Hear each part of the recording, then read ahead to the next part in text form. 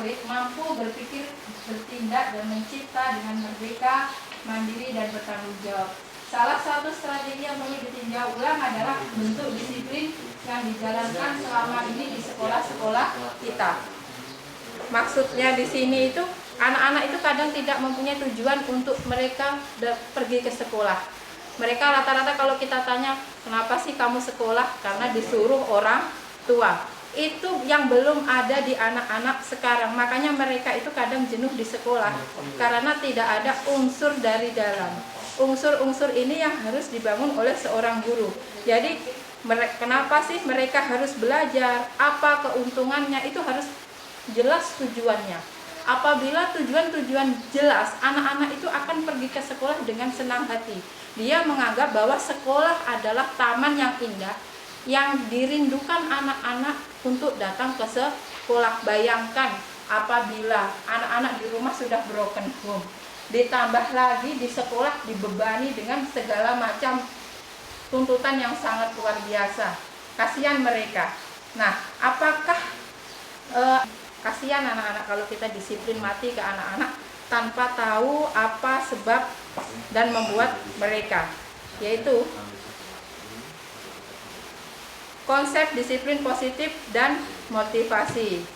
Bapak pendidikan kita, Ki Hajar Dewantara, menyatakan bahwa di mana ada kemerdekaan, disitulah harus ada disiplin yang kuat.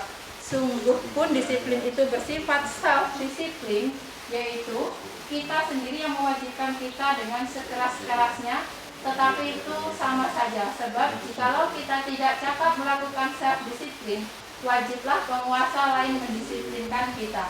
Dan peraturan demikian itulah harus ada dalam suasana yang merdeka. Ini adalah pemikiran-pemikiran dari Ki Hajar Dewantara mengenai disiplin positif dan motivasi.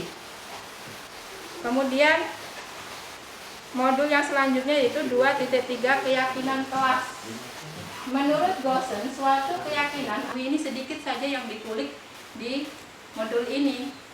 Dan di modul ini semboyan ini menjadi ruhnya kita dalam guru penggerak. Ya. Yang kedua, seperti kita ketahui bahwa Ki Hajar Dewantara ini mempunyai pemikiran yang luar biasa mengenai pendidikan di Indonesia. Dan salah satu muridnya itu bisa mencetuskan Sumpah Pemuda, itu termasuk anak murid dari Ki Hajar Dewantara. Yang diharapkan pemerintah, seorang guru itu tidak hanya mengajar saja, tetapi bisa membuat murid-murid yang hebat seperti Ki Hajar Dewantara. Salah satu filosofinya harus betul-betul dijiwai oleh seorang guru. Inilah jiwa-jiwa yang hilang dari lahan yang telah disediakan. Anak-anak itu bagaikan bulir-bulir jagung yang ditanam.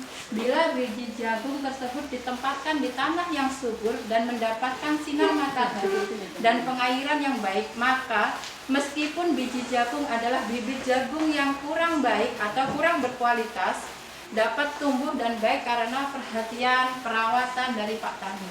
Demikian sebaliknya, meskipun biji jagung itu disemai adalah bibit berkualitas baik, namun tumbuh di lahan yang gersang dan tidak mendapatkan pengairan dan cahaya matahari serta tangan dingin oleh Pak Tani, maka biji jagung itu mungkin tumbuh namun tidak akan optimal.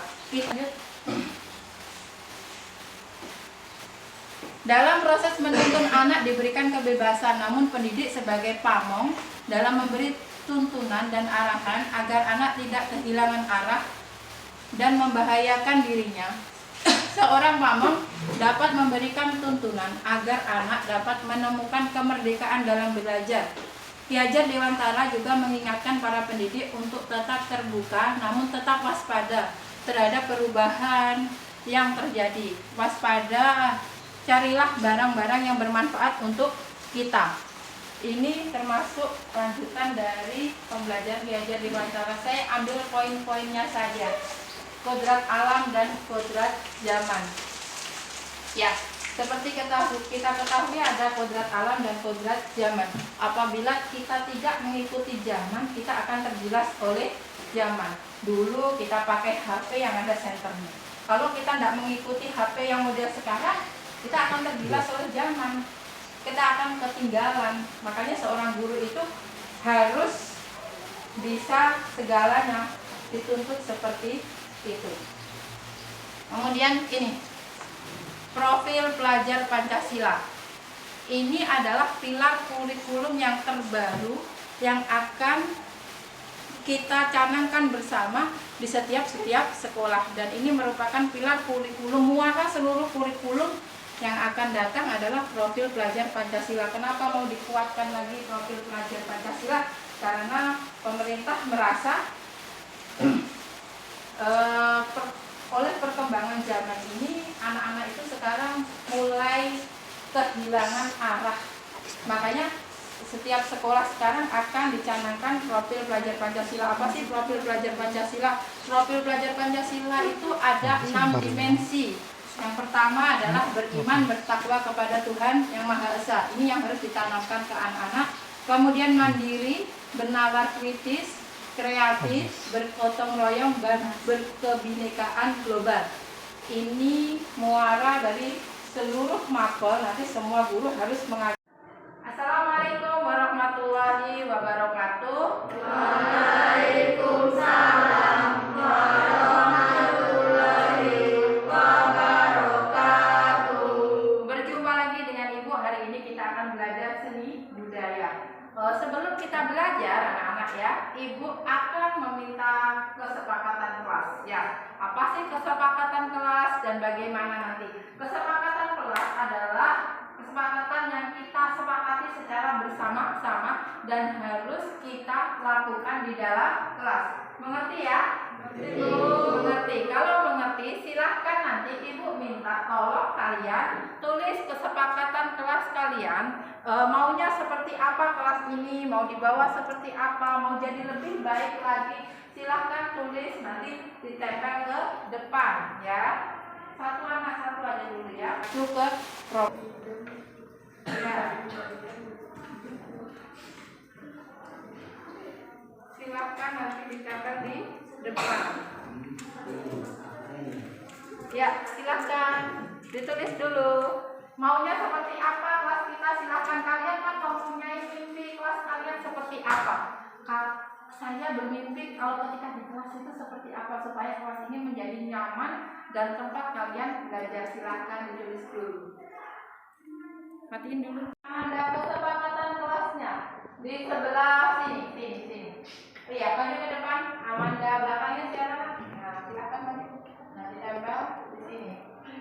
Ya, satu persatu. Oke, ini merupakan kesepakatan kelas kita yang kalian inginkan mengenai kelas-kelas kalian di masa depan. Oke?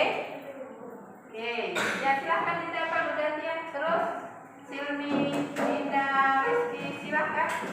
Oke. Bergantian. Sebelahnya di sana, sebelah sana bisa. Ya. Ini mengenai kesepakatan kelas kita. Dan harus diterapkan ya nak ya. Ini mengenai impian kesepakatan kelas kita. Oke.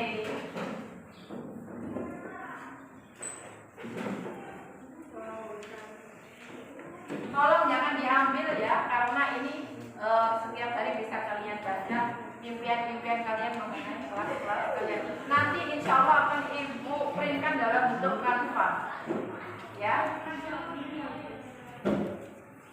Oke. Ya, silahkan. Agak kesini pentingnya nah. Ya. Oke, saya bacakan. Saya mau berteman, saling menghormati satu sama lain. Oke. Ya, yang kalian inginkan ya. Menghormati Bapak Ibu guru, saling menghormati teman, mengembalikan alat tulis yang dipinjam dari teman. Kemudian selalu sopan santun saat di dalam kelas.